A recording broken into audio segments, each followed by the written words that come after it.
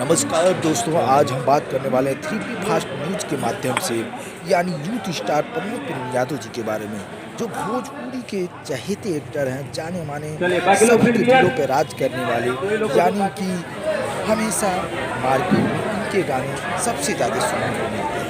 तो आप सब देख रहे हैं काफ़ी पब्लिक के बीचों बीच अपना शूटिंग कर रहे हैं और काफ़ी पब्लिक को अपना प्यार और आशीर्वाद दे रहा है और काफ़ी भीड़ में अपनी शूटिंग को संपन्न कर रहे हैं। और देखिए काफ़ी लोग भी हैं यहाँ पर, काफ़ी भीड़ भी लगा हुआ है।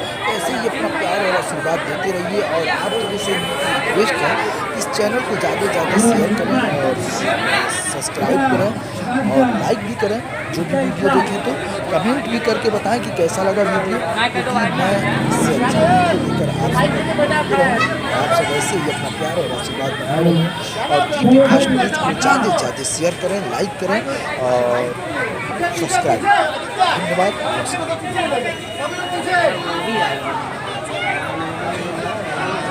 फोटो अभी हम भी लेंगे